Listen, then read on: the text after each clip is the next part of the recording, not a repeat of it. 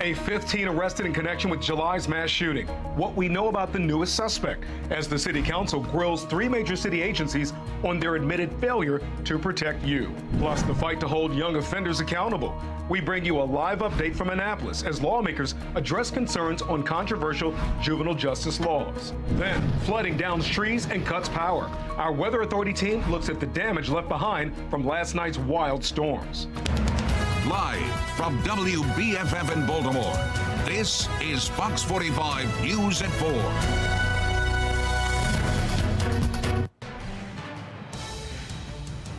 4. Residents in Pennsylvania are breathing a sigh of relief following the capture of Danilo Cavalcante. The 34-year-old convicted killer was caught today, 2 weeks after he broke out of prison. Tactical teams converged on the area. They were able to move in very quietly. They had the element of surprise. Cavalcante did not realize he was surrounded until that had occurred. Well, coming up in 15 minutes, hear more from police on how Cavalcante was captured this morning. First night now, we have breaking news out of Baltimore, where another young person has been arrested in July's Brooklyn Day mass shooting. Thank you for joining us. I'm Kai Jackson. And I'm Mary Bubala. The 15-year-old was arrested at his home in Baltimore. He is now the 5th young person arrested and charged for the shooting that left 2 people dead and 28 others hurt. Word of an arrest comes as we keep an eye on 2 important hearings today. On your left, Baltimore lawmakers are holding a second hearing into the Brooklyn Day mass shooting. And on your right, state lawmakers are holding a special meeting on why more young people are being touched by crime and violence. And we have live team coverage for you. Mackenzie Frost is in Annapolis covering the juvenile crime crisis. Rebecca Pryor's at City Hall as lawmakers question public safety agencies on failures leading to the Brooklyn Day mass shooting. First, let's go to Jeff Abel and that breaking news, a juvenile arrested for the Brooklyn Day mass shooting. Jeff, what are you learning? Well, officers made the arrest at a Baltimore home this morning. The suspect is 15 years old, and while he is charged with firing his weapon at that block party, he is not accused of injuring anyone. As you know, the teen is now charged with 44 different offenses, including first-degree attempted murder. He is the 5th person now charged with firing weapons at that block party that killed 2 people and injured 28 others. Last week, the police commissioner told residents that as many as 10 people who fired weapons at the party are now the subject of their searches. And while the commissioner insists they have no eyewitnesses, one resident at Brooklyn Homes is telling us she knows why. I believe there are plenty of eyewitnesses. I believe there are plenty of people who will want to talk up if they felt safe in doing so. But like I said, the people that they can talk up on or mention, these people could hurt them or hurt their family. They know we're in the community that these people be in. So I feel like it's no reassurance for us. So why put yourself out there? Again, a 15-year-old now becomes the 5th person charged in connection with that mass shooting in Brooklyn. So far, no one arrested, though, in connection with the homicides. We're live. Jeff Abel, Fox 45 News. Jeff reporting live for us this afternoon. Thank you. Let's bring in Rebecca Pryor. She's at City Hall for this second hearing into the Brooklyn Day mass shooting. Rebecca, what's happened so far?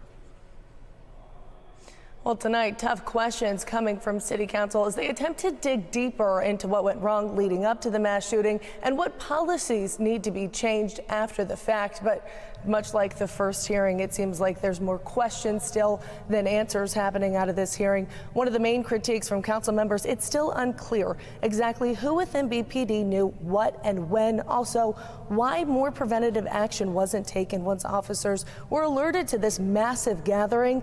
The city's own after action report finding officers were indifferent to warning signs, including one 911 caller stating hundreds of males and females were armed with guns and knives. BPD revealing today the department's social media monitoring team flagged a post detailing the Brooklyn Day event 4 days before the event took place. Tonight, Councilwoman Odette Ramos pressing BPD to learn why that post went ignored. You're very specific in the rest of the report except for right here. No. So I want to get a lot more specifics about what happened between the time that the analyst saw it, the time that somebody was asked to follow up, and then nada happened. Part of that is probably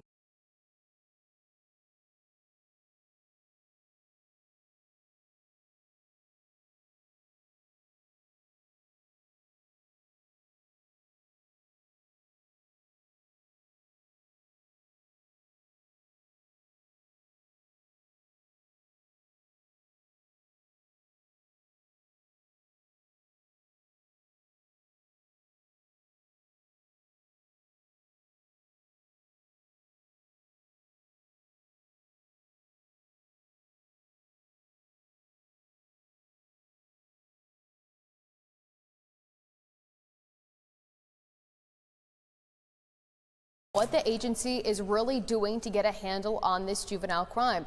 Now, we heard from the chair, Delegate Lou Clippinger, a Democrat from Baltimore City. He really pressed the secretary on home monitoring, bringing up Brooklyn Day and the mass shooting that we're just learning still more details about.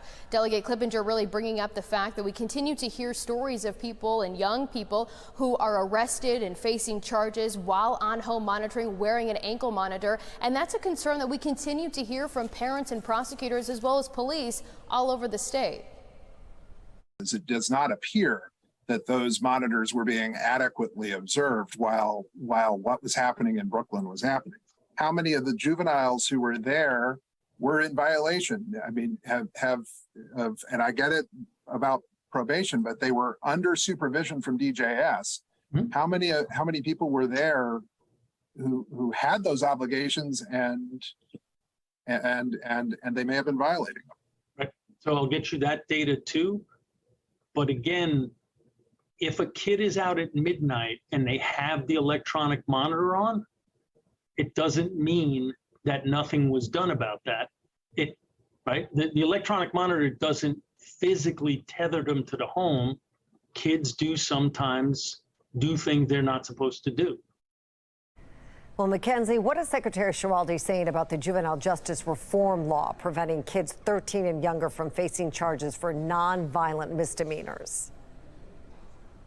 Yeah, Mary, that is definitely one of the friction points that we continue to hear from prosecutors as well as police. And right now, DJS Secretary Schiraldi is standing behind it, saying that there are other options police and family members can do. They can file those child in need of supervision petitions or SINS petitions that we continue to hear about. One of the lawmakers during this discussion and this hearing brought up some of our previous reporting, talking about that 11-year-old in Baltimore County who had been arrested 13 times for allegedly stealing cars and getting released right back to their family.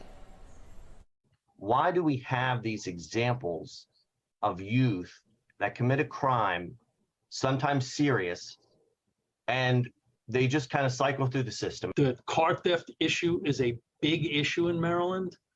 It's one of the areas where crime has increased substantially, and nobody should trivialize that. I've had my own car stolen several times in my life, and it's never a trivial matter. It never was for me. But the council decided that the impact of formalizing cases on kids for nonviolent offenses was actually worse than just providing them with services. And I think that by and large that's true, even though there are outliers. I know that that's hard for people to swallow if they're one of the people whose cars that were stolen, but I don't think that's typical of what's happened with kids under 13. And I think the data shows that the kids under 13 are actually doing better now than they were before the law changed. And, Secretary Schiraldi points to lawmakers and says that if they want to see this change, that's something and a decision that they will have to make when they return to Annapolis here in January for the next session. And we just heard before the Public Defender's Office just started their presentation that Chair Lou Clippinger is calling another hearing that will take place in November. This hearing continuing, we'll have more from the hearing as well as what Governor Wes Moore has to say about this juvenile crime crisis. I questioned him earlier today about potential policy changes. We'll have that coming up at 5. We're live in the State House. Mackenzie Frost, Fox 45 News. Mackenzie, thank you. That brings us to our question of the day. Do you think lawmakers will do what's necessary to get juvenile crime under control? You can vote at foxbaltimore.com/vote. We'll check back in on the results at 4:30. Our suspect was captured. He was apprehended this morning with no shots fired. We're following the breaking news. The inmate who escaped from a Pennsylvania jail back behind bars. We'll show you the moments when he was arrested. A new idea to track down a killer, the latest tactic in the Rachel Morin murder investigation. And the son of Henrietta Lacks is laid to rest. A call for justice as her family's legal saga goes on.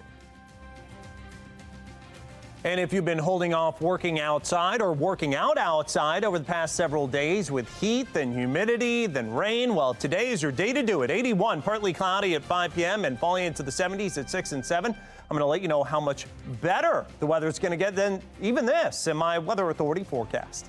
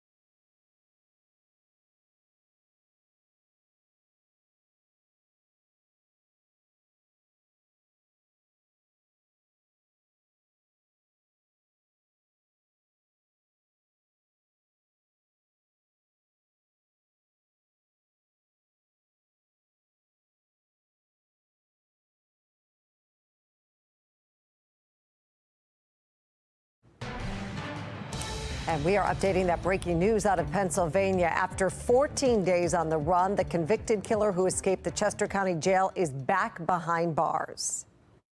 The radio room, Chester County government, and the various other agencies working on the prisoner escape are proud to announce the subject is in custody. Repeating, subject is in custody.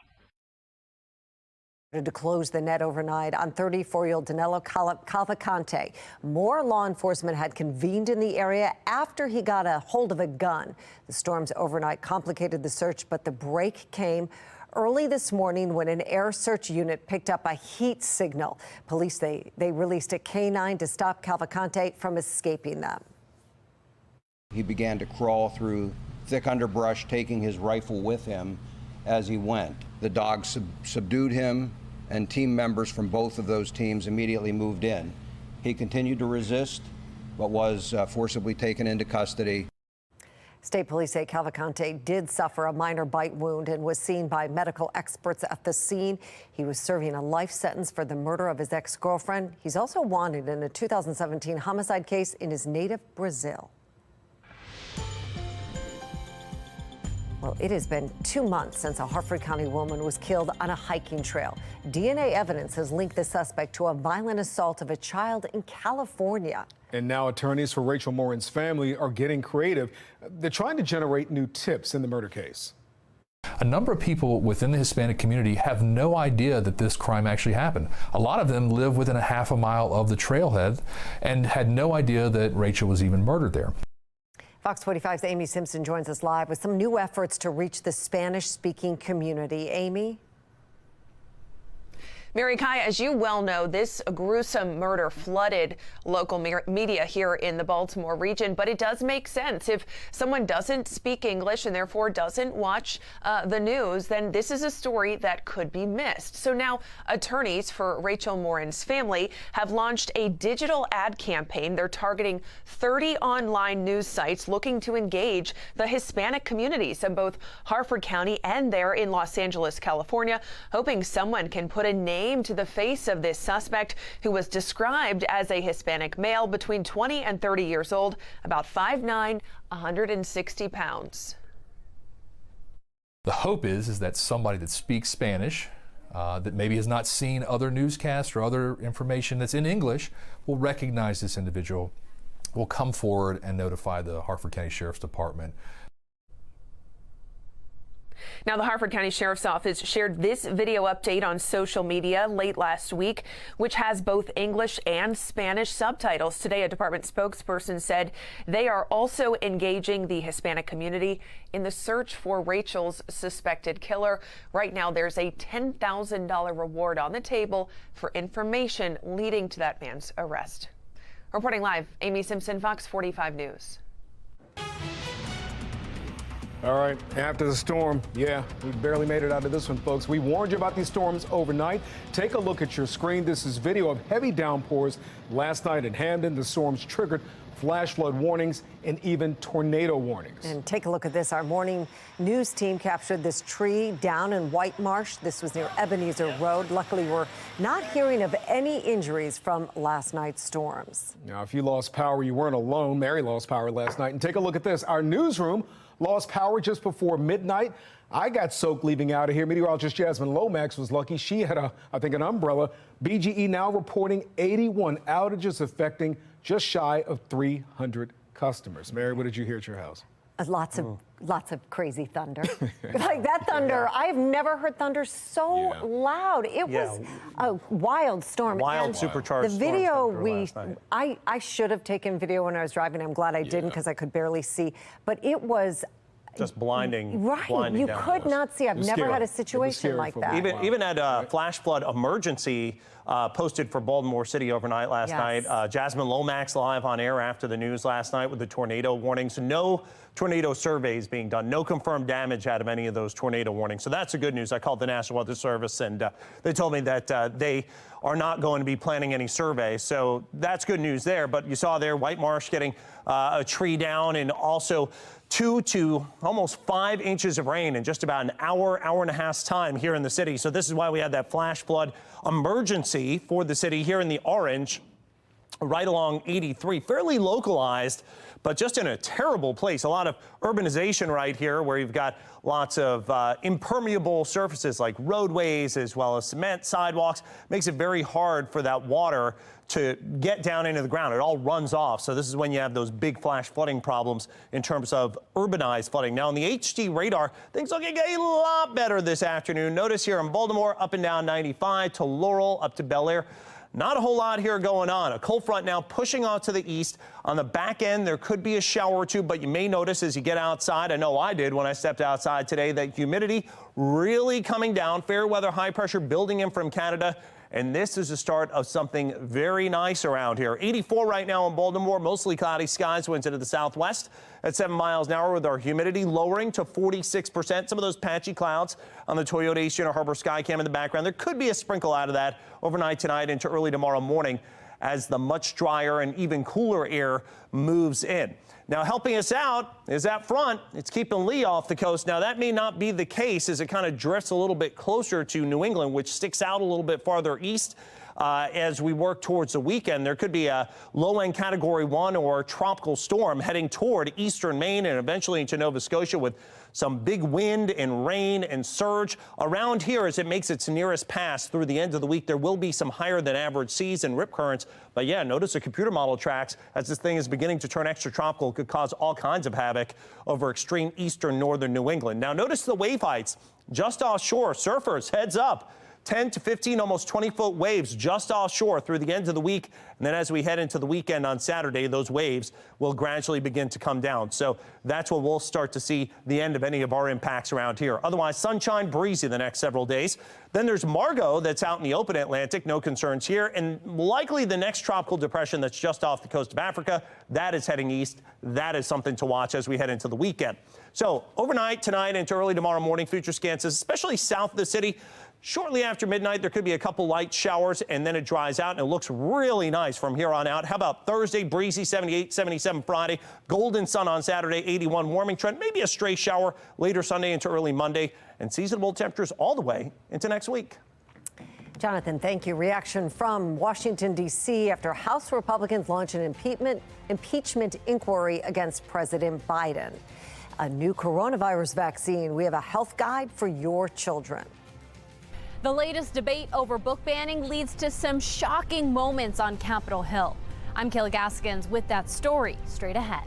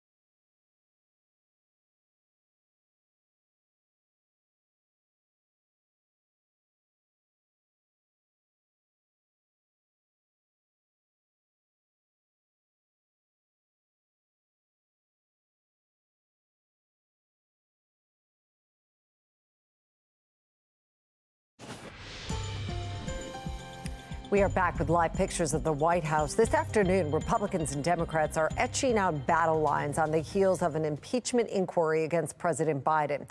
While Democrats say it is a political move against the president, Republicans argue that's not the case. This is a Donald Trump revenge tour that Republicans have signed on to, lock, stock, and barrel. This is about transparency and answers for the American people, and ultimately accountability for what I believe will uncover the biggest political corruption scandal in our nation's history. Well, Republicans believe an inquiry helps them obtain bank documents that could tie the president to his son's foreign business dealings. Many in the GOP are not sold, though, on the impeachment inquiry. The last living son of Henrietta Lacks passes away. How he's being remembered for keeping the legacy of his mother alive. And developing news right now in Annapolis, lawmakers calling on the state school superintendent to resign. We'll have the very latest.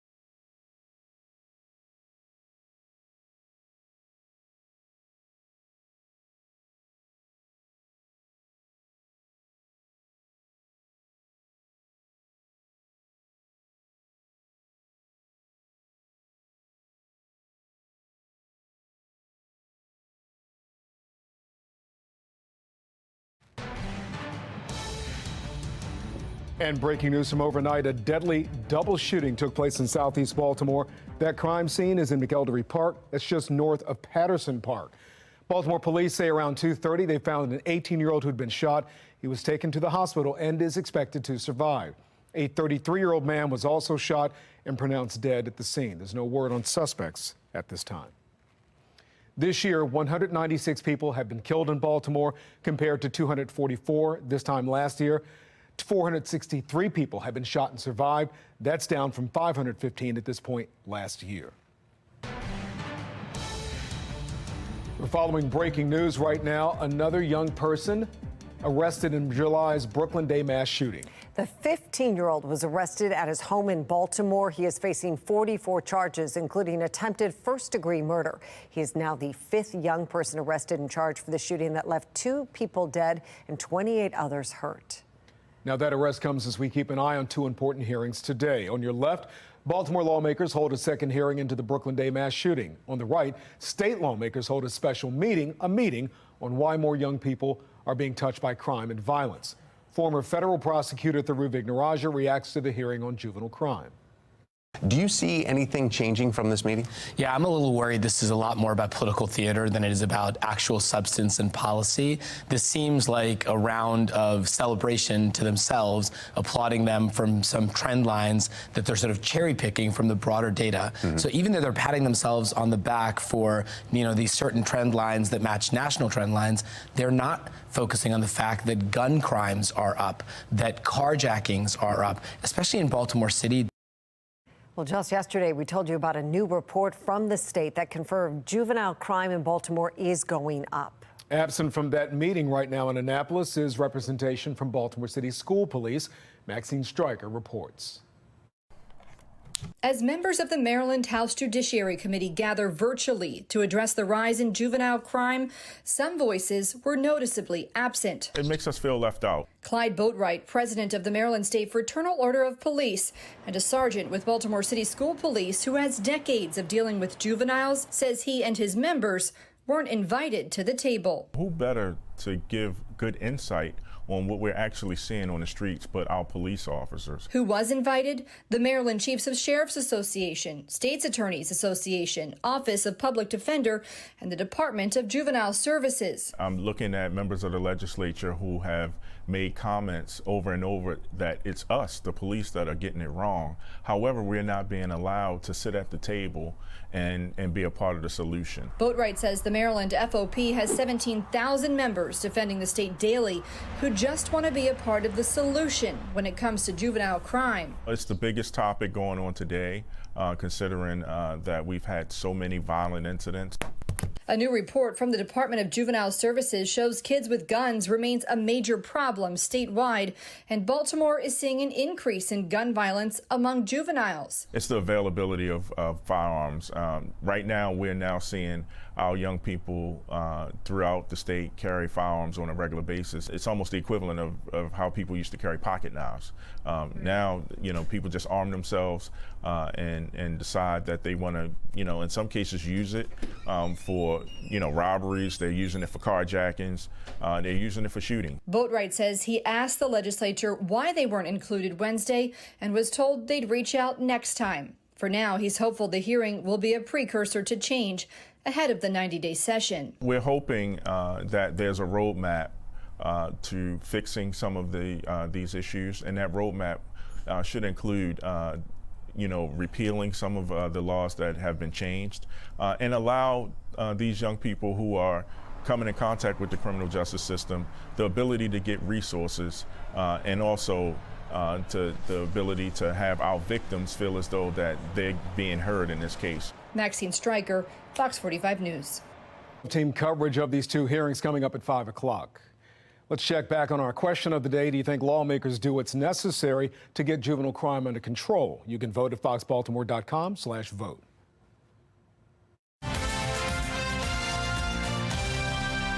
Well, developing right now, Maryland lawmakers calling on the state superintendent of schools to resign amid serious concerns over his leadership. As Chris Papps explained, Superintendent Mohammed Chowdhury is under fire following a series of Project Baltimore investigations. With just weeks until the state school board is set to vote on Mohammed Chaudhry's future as state superintendent, these lawmakers are saying he's got to go. We're asking for the resignation of this individual, this state superintendent. 3 lawmakers taking a strong stance this morning, calling on State Superintendent Mohammed Chaudhry to step down from his job. This is very difficult for me to do. I generally look for the weakest link and try to make it a stronger link. But this, I pondered for months, taking this stand. But we need, because of our children. Delegate Richard Metzger called the press conference, joined by Senator Johnny Ray Salling and Delegate Robin Gramer, all 3 Republican lawmakers representing Baltimore County. In calling for his resignation, the lawmakers cited a series of Project Baltimore investigations. Mr. Superintendent, have you ever used the Signal application in commission of your job? Thank you much. Appreciate it. For my job? Well, most recently, Chaudhry denied using an encrypted messaging app for his job, but Project Baltimore obtained screenshots showing he used the Signal app to communicate with high-level employees at the Maryland State Department of Education. Some of those messages, like this one where he appears to berate an employee, support allegations that Chaudhry created a toxic workplace culture. I think the toxicity of his leadership and the fact that so many people are leaving the education system is a good indicator that he's not the right person for the job. In addition to the Signal app messages, we found Superintendent Chaudhry used a secondary email account to conduct state business, and that his state-issued cell phone was set to auto-delete text messages after 30 days. And we exposed how the Maryland State Department of Education removed state test scores from its website and further redacted the results. A move that kept many parents from seeing just how poorly their children's schools were performing. You have to say, this is unacceptable, put the damn test scores back on the website, have transparency, give the jurisdictions the guidance that they need, put the people in place at the Department of Education that we need. As we said, the state school board has until the end of this month to decide whether to offer Chaudhry a new contract. Coming up tonight on Fox 45 News at 10, we'll get more into how we got to this place. We'll also tell you about the other education leader that is under fire after a series of Project Baltimore investigations. I'm Chris Pabst, and this is Project Baltimore. And that brings us to our second question of the day. Should the Maryland Board of Education renew Superintendent Mohammed Chaudhry's contract? Make your voice heard by heading to foxbaltimore.com/vote. So far, 90% of voters say no. Make sure to click on the Pulse section when you are on our website.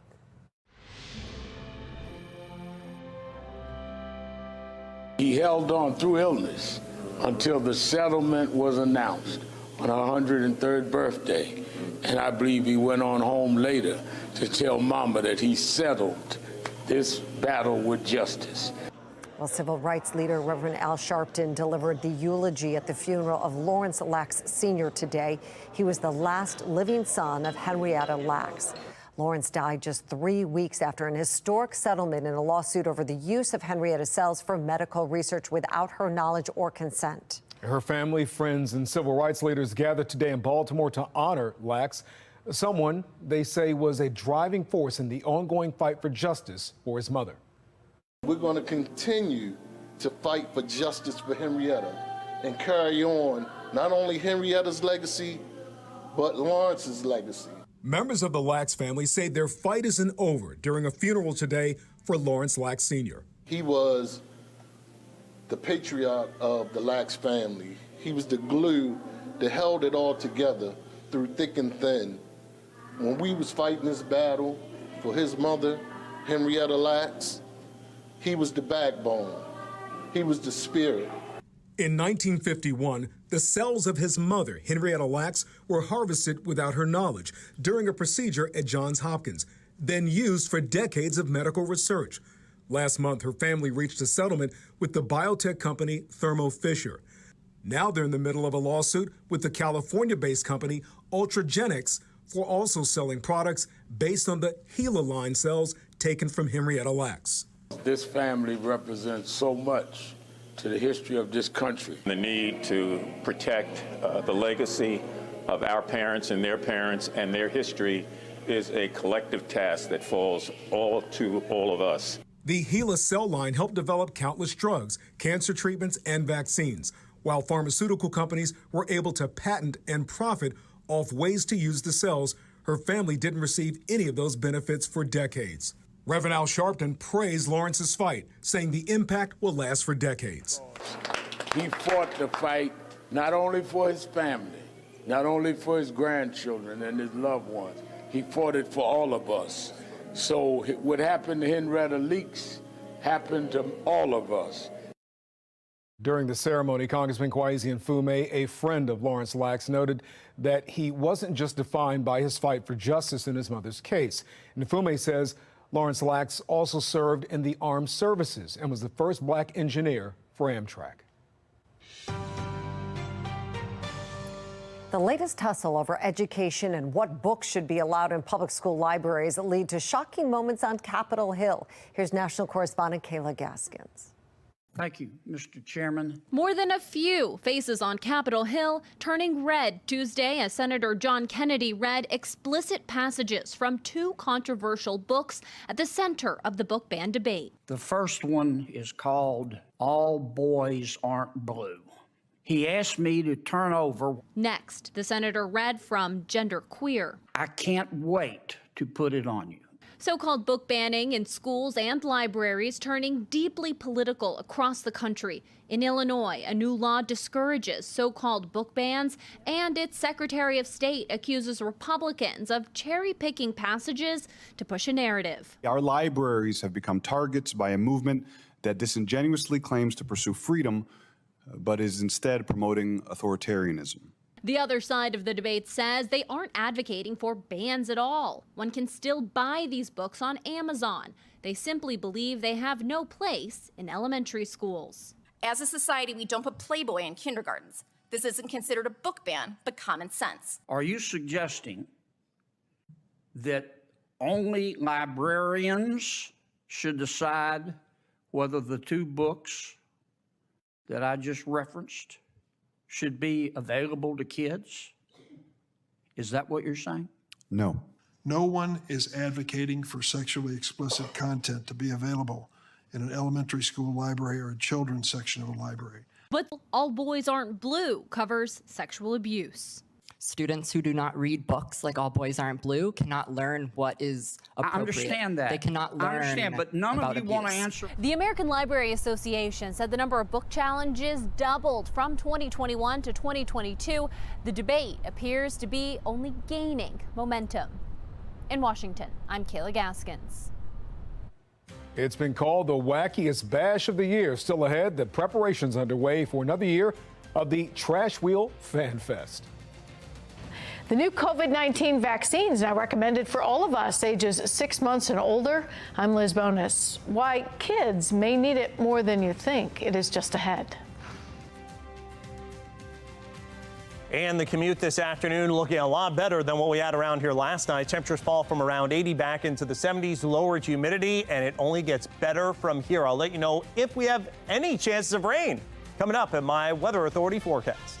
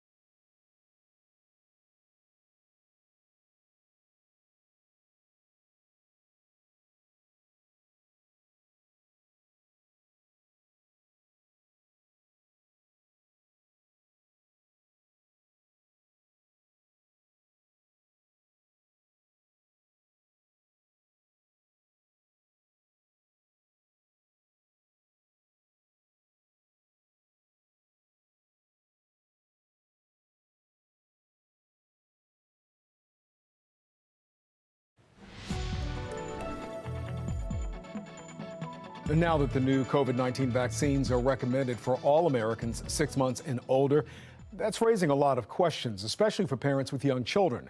Medical reporter Liz Bonus has details. Hey there, hello to you. One thing that has come up with this new recommendation for COVID-19 vaccines for all Americans ages 6 months and older is why kids? Are they really at risk for serious complications from this virus? She might get it, but it also makes it less if she does have it. Moms such as Megan Mattingly say yes. She chose to have her daughter Annabelle, who's 4, get previous COVID-19 vaccines for children because I have an immune-compromised son, and I worry about illness in my house all the time. Dr. Robert Frank, a vaccine researcher at Ohio's Cincinnati Children's Hospital, says the reason the new vaccines against COVID-19 are once again recommended for children ages 6 months and older is because you can't predict which kids may have serious complications if they get infected with the virus. We've had over the 3 years, we've had now, I just looked yesterday, 2,400 children that have died from COVID. Over half of these kids were perfectly normal kids. They had no predisposing factors. They got COVID, and for whatever reason, they got very sick and died. Dr. Frank says there is no test which allows you to predict which kids will get very sick and perhaps die when they do get infected.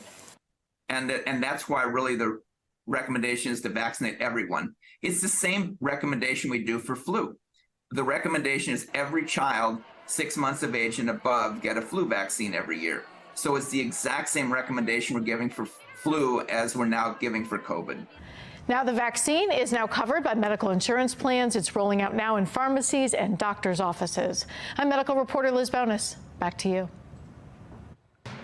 Fox 45's team of meteorologists is tracking a major hurricane that's bringing dangerous rip currents to beaches along the East Coast. And we're also keeping an eye on Ocean City. You're looking at live pictures right now. Hurricane Lee, now a Category 3 storm, packing winds of more than 115 miles an hour. It's moving by Bermuda, heading toward Maine. Here's Chief Meteorologist Jonathan Myers. And you know, we are still tracking. Hurricane Lee was a Category 3. This is brand new, just came in. This is now a Category 2. It has weakened a little bit. It looks like it's getting a little bit of dry air or potentially some shear here on the northern side, tearing the storm apart a little bit. Still looks like this will remain a Category 1 as it moves by our shorelines, maybe even a Category 2. It's going to be a few hundred miles off the coast and then eventually heading up into either Maine or potentially Nova Scotia. A couple little ideas or a couple little nuances, if you will, in the forecast to see exactly where it's going to go. By the time it gets there, it's going to be turning what we call extratropical or kind of non-tropical. So the system's going to really become quite large. So I think either way, there's going to be some impacts in places like Maine, perhaps Cape Cod as well. But the actual center, the question is it going to end up in Canada as it gets conduited by this high pressure system, this big kind of red area with big blue H in the middle of it? That's going to act as kind of a steering current for this, if you will. Now, if that steering system moves a little farther east, a little faster, it's going to start losing influence on the storm, which will start allowing kind of almost a Sandy type curve. If you remember that from several years ago, instead of going into New York or Boston or something like that, it would end up going into potentially the Gulf of Maine and eventually the coastline of Maine, which would mean maybe a little worse impacts potentially for northern New England. Either way for us, sunshine, breezy conditions, but down the ocean, Maryland, Delaware beaches, notice these monster waves heading in through the end of the week and into the early weekend. If you're thinking of maybe a kind of fall time trip down the ocean, I think you're going to want to probably stay out of the water unless you're a surfer here, or maybe a lifeguard perhaps, because all the way through the early portion of the weekend, those waves are going to be very rough and we could have some rip currents finally beginning to relax as the system moves away into the end of Saturday and especially on Sunday. Then there's also Margot, which is out in the open Atlantic. That's just going to kind of loop to loop and not really impact anybody except shipping lanes. And then there's another system that potentially could become our next tropical depression as we head toward the weekend. It's got a 90% chance of tropical development there. Right now, mostly cloudy skies over the Bay Bridge. Gorgeous, 84 degrees. Winds out of the southwest at 7. Much better than the 3 to 4.5 inches of flash flooding rains that we had last night. Even a couple of tornado warnings last night. Nothing confirmed out of those, and the National Weather Service is not going to be doing any damage surveys. But nonetheless, there were some trees and branches down and some pretty extensive flooding across the city. Thankfully, that now is moving east and away. This with a cold front that could still give us a sprinkle overnight, nothing big, and then drier, beautiful weather heading into the remainder of much of the 7-day forecast. Overnight tonight into early tomorrow morning, again, there could be a stray shower or sprinkle, especially after midnight. You see it there kind of glancing south and east of the city. That then passes eastbound.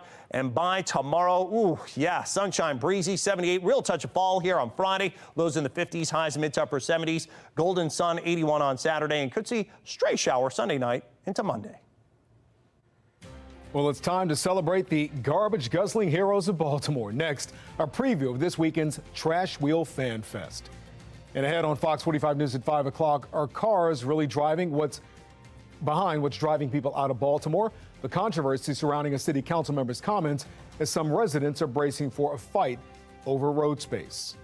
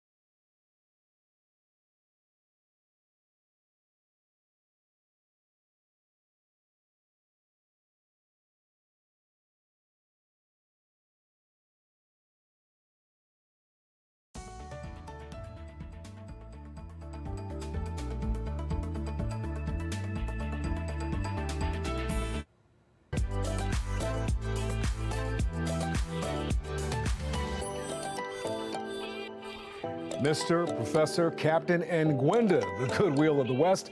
Well, it's time to celebrate Baltimore's beloved trash wheels. Mark Clark is at Peabody Heights Brewery, where another year of Trash Wheel Fan Fest is returning. And we're at Peabody Heights Brewery getting ready for the Trash Wheel Fan Fest. And we have Bridget and Adam in the house. And you guys are? The Lost Pythons. The Lost Pythons. This is a world premiere. The first time anybody in the world has heard this song dedicated to the trash wheel. And Adam, there's a special story tying the guitar to the trash wheels. Yeah, this is an acoustic guitar actually picked up out of the harbor by Mr. Trash Wheel. So without any further ado, ladies and gentlemen. 1, 2, Mr. Trash Wheel, Mr. Trash Wheel, Mr. Trash Wheel. He's the hero of the harbor, Mr. Trash Wheel, Mr. Trash Wheel, Mr. Trash Wheel.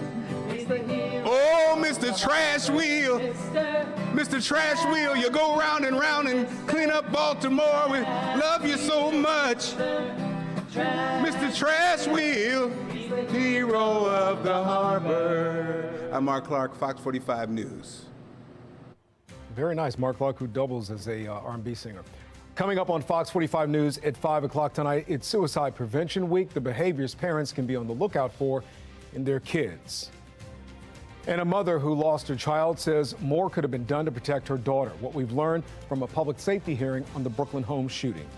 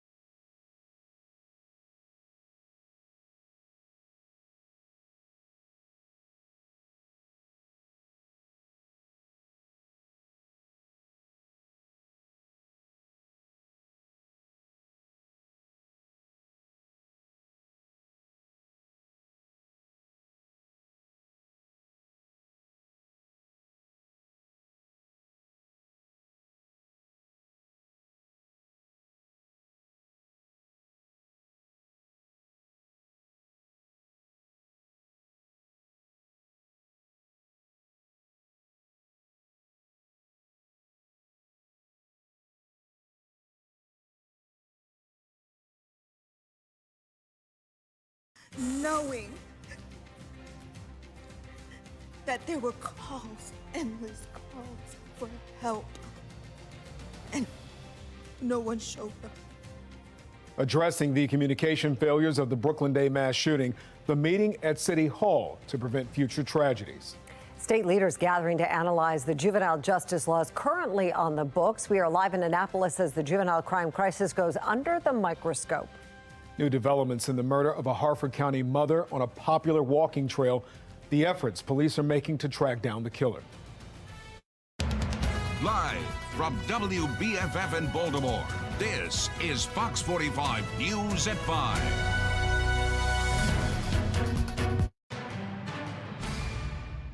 Today, another young man was charged, a 15-year-old was charged with 44 counts in relation to the murders. Well, breaking news tonight, a fifth arrest in connection to the Brooklyn Day mass shooting that killed 2 young people and left 28 others injured. Thank you for staying with us. I'm Mary Bubala. I'm Kai Jackson. Fox 45 News is learning that a 15-year-old boy has been arrested. Police believe that teen fired a weapon the day of the block party in the Brooklyn Homes community. And it comes just hours before the city council held a hearing into that shooting, addressing the 3 levels of communication failures among city agencies, including the Baltimore Police Department, the Mayor's Office of Neighborhood Safety and Engagement, and the Housing Authority. We're also following a hearing in Annapolis where state lawmakers are diving into Maryland's highly criticized juvenile justice laws. Police, prosecutors, and parents are calling for change. They have the authority, they have the responsibility, they lack the will. And the hardest thing about juvenile justice is distinguishing between the serial repeat offender that needs to be taught that there are consequences for their crime versus the first-time offender who needs to be provided support and services. Well, we have team coverage tonight covering all the angles of the juvenile crime crisis. Let's begin with Jeff Abel and the latest details surrounding the arrest that happened today. Jeff? Well, officers made the arrest at a Baltimore home this morning. The suspect is 15 years old, and while he is charged with firing his weapon at that mass shooting, he is not charged with injuring anyone. The teen is, however, charged with 44 different offenses, including first-degree attempted murder. He's the fifth person now charged with firing weapons at that block party that killed 2 and injured 28 others. Last week, the police commissioner told residents there are as many as 10 people who fired weapons at the party. And while the commissioner insists they have no eyewitnesses, one resident who lives in Brooklyn Homes tells us she thinks she knows why. I believe there are plenty of eyewitnesses. I believe there are plenty of people who will want to talk up if they felt safe in doing so. But like I said, the people that they can talk up on or mention, these people could hurt them or hurt their family. They know we're in the community that these people be in. So I feel like it's no reassurance for us. So why put yourself out there? The 15-year-old arrested today is no stranger to the criminal courts. According to police, he was arrested just last month on an unrelated gun charge. We're live this afternoon. Jeff Abel, Fox 45 News. Jeff, thank you. As we mentioned, a hearing at City Hall that ended just moments ago was called to address the communication failures that occurred the day of the shooting. We're going to bring in Rebecca Pryor with what we heard today. Rebecca. Mary, tonight, tough questions coming from City Council as they attempt to learn more about what went wrong leading up to this mass shooting and what policies and new actions need to be taken now after the fact. But much like the first oversight hearing, it appears we're seeing more questions than answers tonight. One of the main criticisms from council members, it's still unclear exactly who within BPD knew what and when. Also, why more preventative action wasn't taken once officers were alerted to the massive gathering. The city's own after-action report finding officers were indifferent to warning signs, including one 911 caller stating hundreds of people were there armed with guns and knives. Additionally, BPD revealing today the department's social media monitoring team flagged a post detailing the Brooklyn Day event 4 days before the shooting occurred. Councilwoman Odette Ramos pressing to learn more about why that post was ignored. You're very specific in the rest of the report except for right here. No. So I want to get a lot more specifics about what happened between the time that the analyst saw it, the time that somebody was asked to follow up, and then nada happened. Part of that is probably part of the Public Integrity Bureau. So has there been other instances like this in Southern District where somebody is told to do something and they don't do it? I'm not sure how I can answer that, Councilmember. I mean, this is crazy. BPD, as you just heard, claiming that information still a part of an ongoing investigation within the department's Public Integrity Bureau. BPD also saying that's why they're unable to reveal how many officers have been disciplined following what they're calling a failed response. BPD only willing to say that one major has been reassigned, although Acting Commissioner Chief Worley admits command staff knew about the gathering and chose to do nothing. That lack of action bringing a mother who lost her 18-year-old daughter in this tragedy to tears. Knowing that there were calls, endless calls for help, and no one showed up. Knowing that Foxtrot, I now know the name, a helicopter who's hundreds of feet in the air, will tell you as they look down from hundreds of feet in the air that everything looks normal. What's your normal? I challenge you, what is your normal? Emotional testimony there. After 3 hours of intense questioning, right after that testimony, council decided to cut this meeting short. They do plan on rescheduling the rest of it, but a date has yet to be announced. Reporting live from City Hall, Rebecca Pryor, Fox 45 News.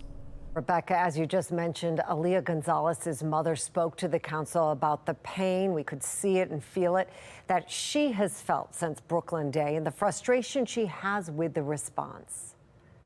This did not have to happen. This didn't have to happen if there were 1 or 2 or 3 patrol cars out there. I'm sorry, guys. As I said, this is my life. I can never, ever, ever have the only thing that I want back. I never thought in a million years I'd have to walk without her. The Mayor's Office of Neighborhood Safety and Engagement is also facing questions about its response to the shooting.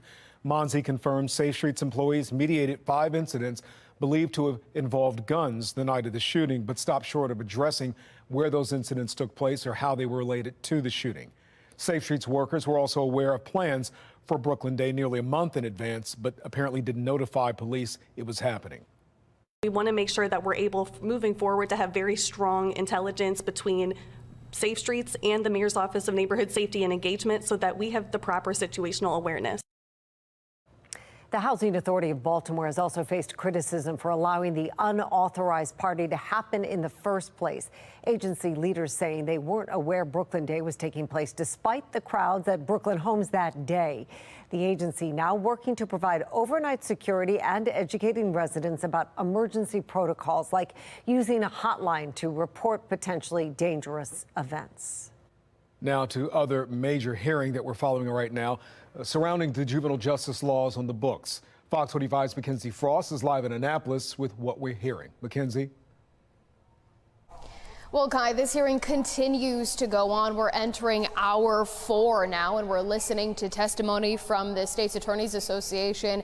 We also heard from the Department of Juvenile Services, and really that's where the bulk of the questioning really stemmed from.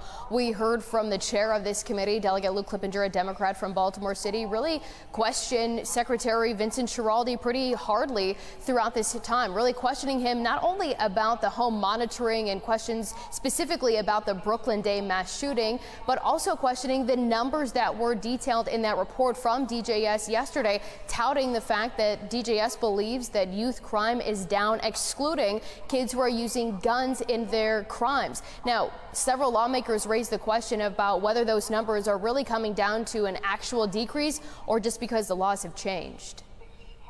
I'm not sure it's because there has been a drop in juvenile crime. I think the numbers have simply dropped because in many cases, police officers have not brought charges. I am concerned that the challenges that the agency has faced with vacancies, that is, I think, the crux when you have people being diverted at the front end in big numbers, and when you have people going through the process at the back end, and they're not really getting the care, we are doing a disservice to those kids. Now, this afternoon, I questioned Governor Wes Moore about what changes he wants to see lawmakers take when they come back to session in January. What do you want to see lawmakers do in January, and should they take action now? Yeah, I think we need to take action on this. They need to be adjusted so we can have greater measurements of accountability, where we know that you're not just going to continue having repeat violent offenders who will find themselves back on the streets. What specifically are you looking to change, and which laws do you want to see changed? Well, we're going to work in partnership with the legislature because this is a law that they passed before I was the governor, so we have to work in partnership with them to be able to make adjustments. But there needs to be greater measurements of accountability. So really, it's just more of the same from the governor. He's refusing to answer direct questions and provide specifics about what changes he wants to see lawmakers take during the next General Assembly session. Now, we do know that this hearing is not over, but the chair says that there will be another hearing in November to continue this conversation. And coming up at 6, we'll hear more from those state's attorneys who are pushing back on some of those numbers and the data points provided from DJS. But for now, we're live in the State House. Mackenzie Frost, Fox 45 News.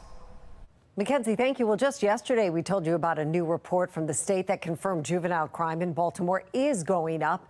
And visibly absent from that meeting in Annapolis is representation from Baltimore City School Police. Maxine Stryker continues our team coverage.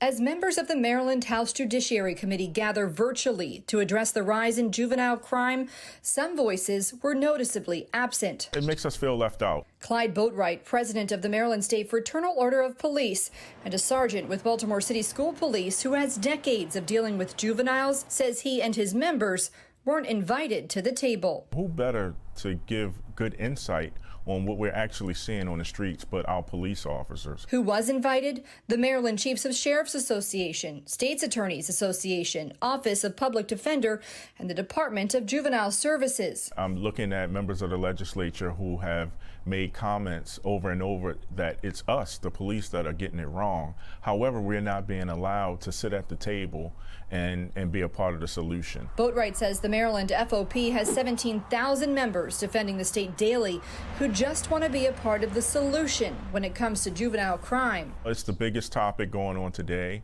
considering that we've had so many violent incidents. A new report from the Department of Juvenile Services shows kids with guns remains a major problem statewide, and Baltimore is seeing an increase in gun violence among juveniles. It's the availability of firearms. Right now, we're now seeing our young people throughout the state carry firearms on a regular basis. It's almost the equivalent of how people used to carry pocket knives. Now, people just arm themselves and decide that they want to, in some cases use it for, robberies. They're using it for carjackings. They're using it for shooting. Boatwright says he asked the legislature why they weren't included Wednesday and was told they'd reach out next time. For now, he's hopeful the hearing will be a precursor to change ahead of the 90-day session. We're hoping that there's a roadmap to fixing some of these issues, and that roadmap should include repealing some of the laws that have been changed and allow these young people who are coming in contact with the criminal justice system the ability to get resources and also to the ability to have our victims feel as though that they're being heard in this case. Maxine Stryker, Fox 45 News. This brings us to our question of the day. Do you think lawmakers will do what's necessary to get juvenile crime under control? You can vote right now at foxbaltimore.com/vote. Coming up after the break, the manhunt in Pennsylvania for an escaped convict comes to an end. How authorities were finally able to track down the convicted killer after weeks on the run. How could government money meant to help so many deserving people get into the hands of so many of the wrong people? I'm Christine Frizzell with some shocking numbers coming up. And after severe weather and flooding overnight, a beautiful day today. Sunshine continues for the evening commute as we fall from around 80 back into the 70s, but a lot of tropical troubles that we're tracking and also tracking our next weather maker with the risk of rain. That's all in my Weather Authority forecast.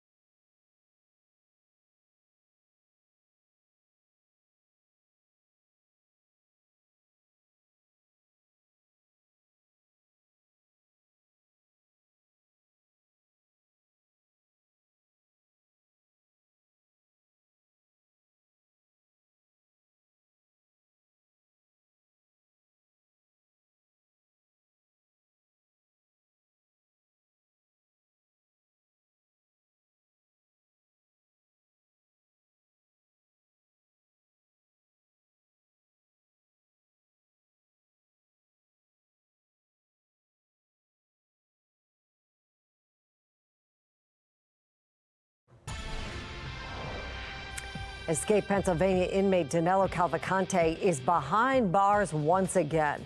Police in Pennsylvania captured him Wednesday morning. Video from the scene showed him in handcuffs being escorted into an armored vehicle. The 34-year-old broke out of the Chester County Jail on August 31st while waiting to be transferred to a state prison. Pennsylvania's governor thanked members of the public for remaining on guard throughout this manhunt.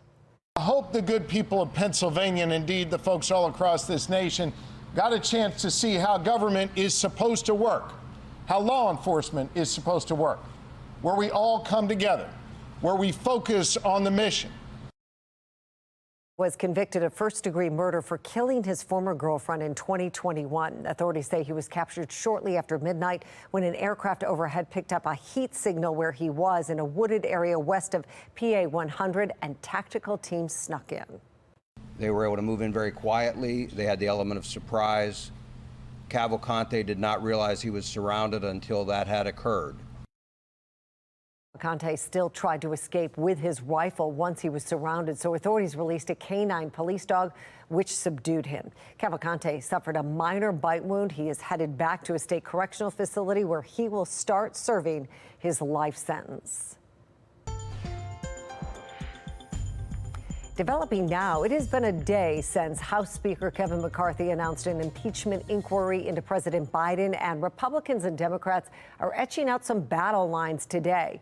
Democrats say it is meant to hurt Biden and help former President Trump. Republicans argue that's not the case. This is a Donald Trump revenge tour that Republicans have signed on to, lock, stock, and barrel.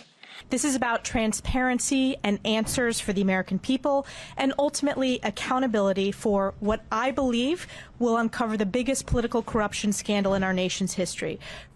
Republicans believe an inquiry helps them get bank documents that could tie the president to his son's foreign business dealings.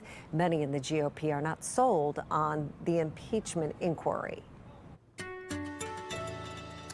All right, a much nicer day after getting absolutely blasted with rain last night. A couple of tornado warnings as well, nothing confirmed, but had some trees down around the White Marsh area, anywhere between about 2 to 5 inches of rain across portions of the city, localized flooding under some of the bridges and overpasses. Thankfully, this happened around midnight and shortly thereafter, so a lot of folks weren't out for this, but nonetheless, big problems around here. All of that has dried out, run off. We're doing a lot better this afternoon, that's for sure. Take a look at the HD radar.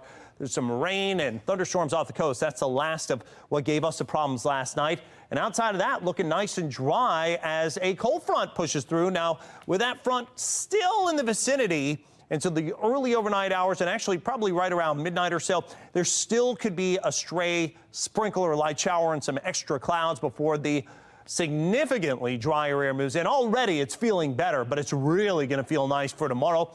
Mile 1 Tasicam, it's 84, winds out of the north-northeast at 5. In the distance, you see the beautiful skyline of Baltimore with wind out of the north-northeast at 5. Humidity's nice and low and on the fall. All actually also helped out by the circulation around Lee. This was a Category 3, now a Category 2 hurricane. Now, we are on the backside, which is the drier side of this, so we're going to continue to see Canadian air usher in. We'll also see some higher than average seas and rip currents, too. But for us, this will not be a direct problem. Now, New England, that's a different story. Notice how close this comes. Could be a low-end Category 1 or a tropical storm. The question is, I mean, this thing's going to be really large as it's heading towards this neck of the woods, eastern New England, southern Canada. But the question is, where's the exact center going to go?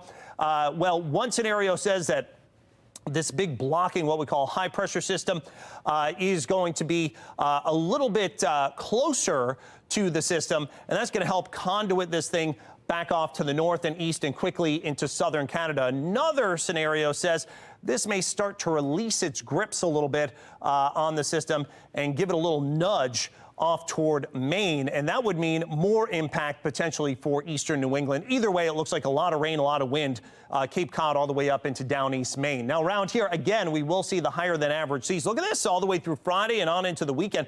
Some of the seas just off the coast could be up to 10 to maybe 15 feet. Finally falling, I think, as we work our way into Sunday. So if you do have any late season trips out to the beach, I think I'd stay out of the water at least through the first half of the weekend. Otherwise, around here, gorgeous weather, about 75 to 80 all the way through the end of the week into the weekend. This is just a touch below average. Maybe a PM shower. I threw that in there later Sunday into early Monday with our next weather maker, and it stays nice well into next week. Jonathan, thanks. Coming up, student loan payments set to begin in less than a month. How to avoid a scam while picking out a repayment plan. I'm Angela Brown in Washington, D.C. Promotions backfiring. Why people who advance are more likely to leave their jobs.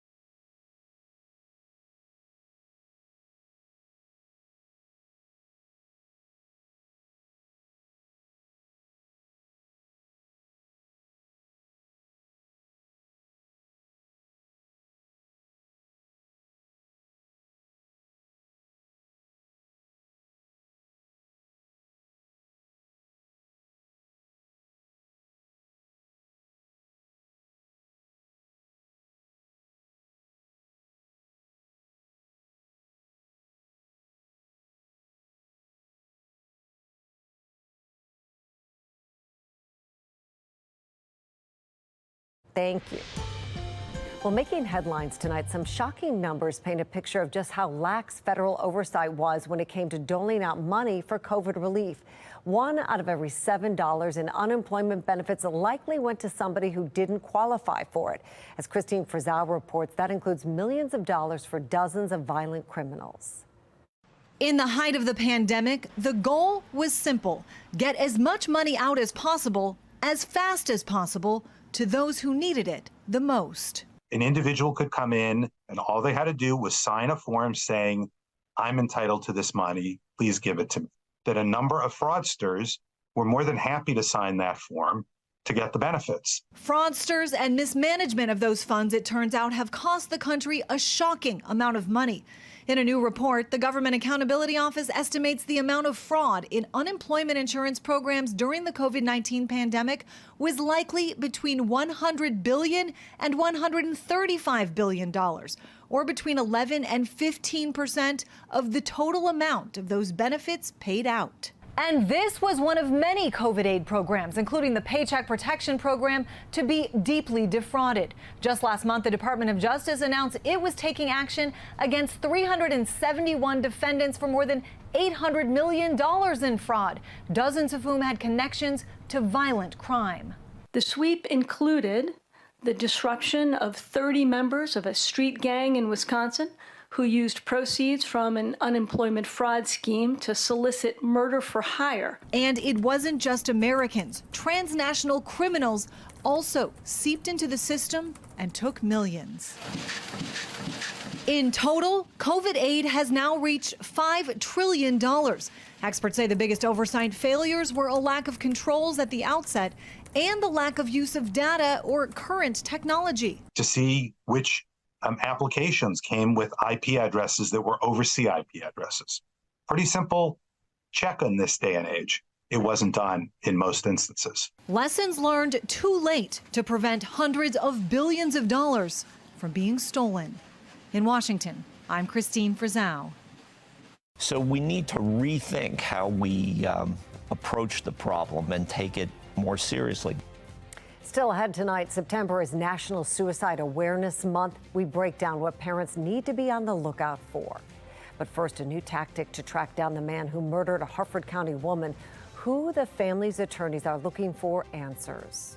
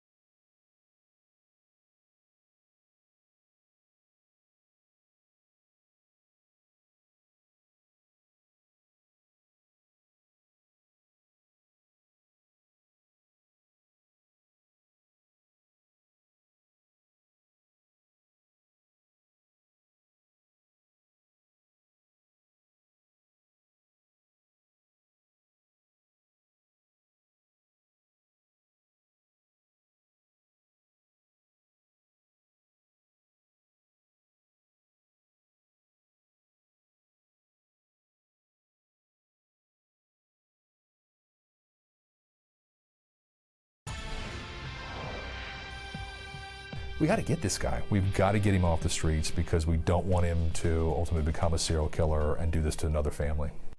Well, continuing coverage tonight, attorneys for Rachel Morin's family are looking to generate new leads in the investigation into who killed the Bel Air mother last month. Fox 45's Amy Simpson has details on a new effort to reach the Spanish-speaking community in the search for her suspected killer.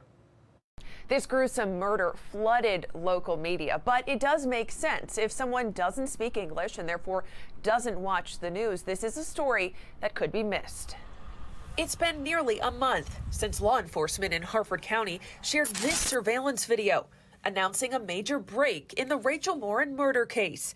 A DNA match between her suspected killer and a home invasion and assault in Los Angeles from earlier this year. Initially, the family was very hopeful. But despite dozens of tips and an extensive investigation, no arrests and still no ID of this man, described as a Hispanic male between 20 and 30 years old, about 5'9", 160 pounds. Fortunately, the trail has gone a bit cold because they have not been able to put a name to that DNA or to the video itself. A recent canvass of the Bel Air community now pointing attorneys for Morin's family in a new direction. A number of people within the Hispanic community have no idea that this crime actually happened. A lot of them live within a half a mile of the trailhead and had no idea that Rachel was even murdered there. Now a digital ad campaign is underway, targeting 30 online news sites, looking to engage the Hispanic communities in both Harford County and Los Angeles, California, hoping someone can put a name to this suspect. And that's really what the purpose of this digital campaign is. We're targeting Spanish-speaking news stations, Telemundo and CNN Spanish, so that those individuals who, again, are not watching English-speaking media or consuming English-speaking social media or any type of websites, they will see this information and hopefully recognize that individual. Today, the Harford County Sheriff's Office said there are no new updates in this homicide investigation. We've worked with our local Hispanic nonprofits and businesses and local media. But this social media update last week had both English and Spanish subtitles. Today, the Sheriff's Office saying it too is engaging the Hispanic population in the search for Rachel's killer. Is this a cold case? Absolutely not, and far from it. Sheriff Jeffrey Gaylor not mincing words. If we do not apprehend this individual, he will kill again if he has not done so already. As Rachel's family just wants justice. I know they're thankful, they're hopeful. They obviously don't want this story to sort of lose steam, because the more people that see the video, the better chance we have of somebody recognizing this individual. Now, the sheriff did say until cameras are installed along the Ma and Pa Trail in Bel Air, those law enforcement patrols will continue. Right now, there's a $10,000 reward on the table in this case. Amy Simpson, Fox 45 News.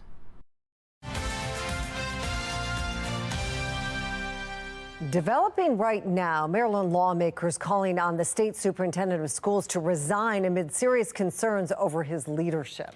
As Chris Papps explains, Superintendent Mohammed Chaudhry is under fire following a series of Project Baltimore investigations. With just weeks until the state school board is set to vote on Mohammed Chaudhry's future as state superintendent, these lawmakers are saying he's got to go. We're asking for the resignation of this individual, this state superintendent. 3 lawmakers taking a strong stance this morning, calling on State Superintendent Mohammed Chaudhry to step down from his job. This is very difficult for me to do. I generally look for the weakest link and try to make it a stronger link. But this, I pondered for months, taking this stand. But we need, because of our children. Delegate Richard Metzger called the press conference, joined by Senator Johnny Ray Salling and Delegate Robin Gramer, all 3 Republican lawmakers representing Baltimore County. In calling for his resignation, the lawmakers cited a series of Project Baltimore investigations. Mr. Superintendent, have you ever used the Signal application in commission of your job? Thank you much. Appreciate it. For my job? Well, most recently, Chaudhry denied using an encrypted messaging app for his job, but Project Baltimore obtained screenshots showing he used the Signal app to communicate with high-level employees at the Maryland State Department of Education. Some of those messages, like this one, where he appears to berate an employee, support allegations that Chaudhry created a toxic workplace culture. I think the toxicity of his leadership and the fact that so many people are leaving the education system is a good indicator that he's not the right person for the job. In addition to the Signal app messages, we found Superintendent Chaudhry used a secondary email account to conduct state business, and that his state-issued cell phone was set to auto-delete text messages after 30 days. And we exposed how the Maryland State Department of Education removed state test scores from its website and further redacted the results, a move that kept many parents from seeing just how poorly their children's schools were performing. You have to say, this is unacceptable, put the damn test scores back on the website, have transparency, give the jurisdictions the guidance that they need, put the people in place at the Department of Education that we need. As we said, the state school board has until the end of this month to decide whether to offer Chaudhry a new contract. Coming up tonight on Fox 45 News at 10, we'll get more into how we got to this place. We'll also tell you about the other education leader that is under fire. after a series of Project Baltimore investigations. I'm Chris Papst, and this is Project Baltimore. That brings us to our second question of the day. Should the Maryland Board of Education renew Superintendent Mohammed Chaudhry's contract? Make your voice heard by going to our website, foxbaltimore.com/vote. Make sure to click on the Pulse section when you're there. Well, developing now, Baltimore City Council member Ryan Dorsey facing criticism over comments made this weekend on Twitter. Dorsey arguing Baltimore's dependence on cars is the main reason people are leaving the city. The councilman's comments are drawing fire in many areas of the city, including on Gwynns Falls Parkway, where homeowners are bracing for a fight. Fox 45's Jeff Abel reports. Along Gwynns Falls Parkway, neighbors were thrilled 3 months ago when they first heard the news. This major West Side artery would soon be resurfaced, and then they learned the rest. We learned that this was not just a simple resurfacing, but a major realignment of infrastructure and traffic on Gwynns Falls Parkway that would eliminate a major driving lane. Soon, these 2 lanes of traffic will be shrinking to 1 lane to accommodate what neighbors believe will become a bike lane. They fear 1 lane on this heavily traveled roadway will pose a dangerous predicament. If you have only 1 lane for traffic, that means first responders will have to stand in line and wait behind cars, behind bikes, behind buses. It's the latest street to be redesigned as part of the city's Complete Streets program, whose aim is to provide greater access to bicyclists and pedestrians. But in many cases, it comes at the expense of motorists. In Remington, 28th Street was recently reduced to 1 lane of traffic. On Harford Road, a similar scene, where the number of vehicles on the shrinking roadway typically are far greater than the number of bicyclists. All around the country, there are elitist people, fanatical people who believe that they want to improve the world by getting rid of cars. And the way they're going to do it is by narrowing every street that they can, even though it has a negative impact, economic impact on the cities. I believe that it is about bikes. It is about a surreptitious way to try to have the public think that we are working with their interests in mind, but really advantaging the people who are the private interest groups, the bike more enthusiasts et al. Along Gwynns Falls, residents say they were never allowed input on this decision. Now they insist it's time to close the book on Complete Streets. We want an immediate moratorium on these changes to streets all over Baltimore City, starting right here on Gwynns Falls Parkway. And that was Jeff Abel reporting. The city is set to begin work on the Gwynns Falls Parkway next month. For more coverage on Baltimore's bike lanes and Councilman Dorsey's post, along with response from Baltimore residents, head to our website, foxbaltimore.com. Topping your consumer news tonight, the recent economy has had a resilient labor market, but one perk the companies are offering to keep workers may actually be backfiring. The National Desk, Angela Brown explains. A pay bump, promotion, 2 perks that usually keeps employees on the job, or does it? When the only thing your company offers are pay, benefits, time off, and promotion, that's great, but that's only good as far as it goes. A promotion, not enough to keep some workers with the company, according to this new study from the ADP Research Institute. They analyzed the job histories of more than 1.2 million people right here in the U.S. working for companies that employed at least 1,000 people from 2019 through 2022. Their findings? Within a month after their first promotion, 29% of people had left their employer. Had these people not been promoted, more may have stayed. Only 18% would have moved on, according to their estimate. Career specialist Julie Balke. There are absolutely people I've talked to who say, once I get this promotion and I've got a better title and more salary, I can parlay that into something better because, frankly, I'm not happy here anyway. The report pointing out people who are given more responsibility without adequate preparation, compensation, or resources could become more likely to quit. But keep in mind, promotions are very rare. ADP says that only about 4.5% of workers are promoted in the first 2 years. In Washington, D.C., I'm Angela Brown. Well, in other consumer news, after more than 3 years of relief, the payment pause on student loans is coming to an end. Those payments will resume in October, and already we're seeing student loan scams in emails, letters, and phone calls, all promising to reduce your payments. Today on Fox 45 Morning News, Clay Campbell with the Better Business Bureau highlighted what you need to watch out for. You need to get to know the loan terms. You need to reach out to the company that holds the loan for you for information about it. You can also go to studentaid.gov for information about federal programs. So there's a lot of resources you should do, research on your own to learn more about, rather than having somebody email you out of the blue with that kind of information. And then if you get that email and you were like, oh, this could be great, I want it, but go directly to your loan folks. Go to them, because they'll tell you the real deal. Yeah, and you can go to studentaid.gov. It's a great resource. It's fantastic for the programs that are coming up or ending in this scenario. You can also reach out to, like you said, the place that holds the loan for you. That's the kind of resource you need to reach out to, not somebody that calls you. If you have fallen victim to one of these scams, you should report it to the Better Business Bureau at the website at the bottom of your screen right there, bbb.org. Knowing that there were calls, endless calls for help, and no one showed up. The calls for change following Baltimore's largest mass shooting. The communication failures being addressed. The CIA accused of rewarding analysts to change their conclusions on the origin of COVID-19. I'm Dee Dee Gatton in Washington, and coming up, a look at the claims made in whistleblower testimony.